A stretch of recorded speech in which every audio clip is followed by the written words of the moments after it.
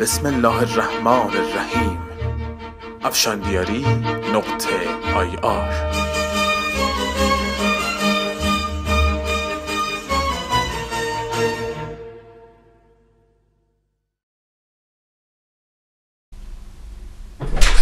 سلام علیکم. سلام علیکم. سلام. بفرما. چطور؟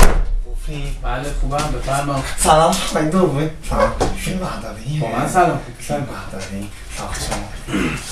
خب پسرم بگو ببینم مشکلت چیه؟ چرا اومدی اینجا؟ مشکل دارم. خب اومدم دکتر حالا خوب بشه.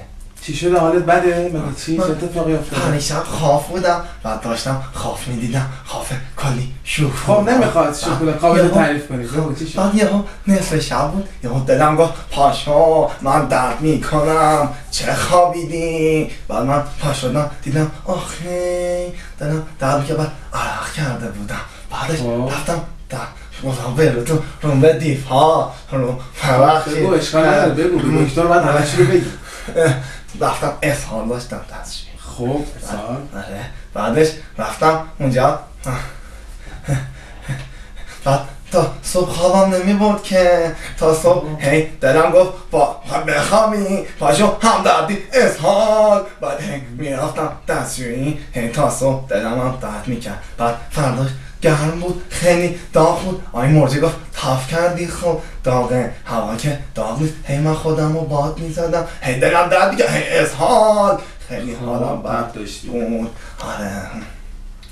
خب هنوز تب دارم. بعد دلم درد میکرد، چند تا استامینوفن خوردم ولی حالم خوب نشد.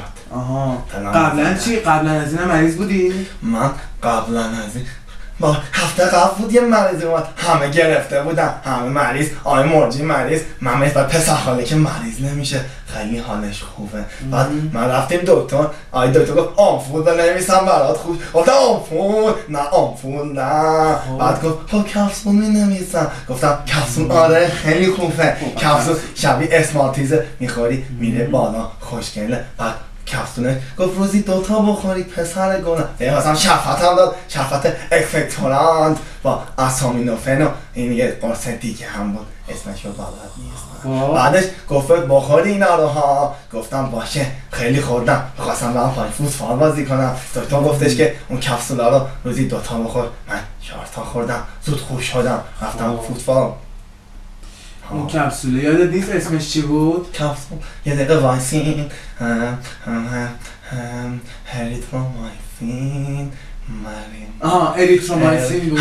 آره خیلی اسمش خوبه. اریترومایسین. یه دقیقه وایسین. یه دقیقه بشینی. بفهمم خواهش میکنم. بعد یه دقیقه وایسین. خیلی خوبه. اریترومایسین. سلام.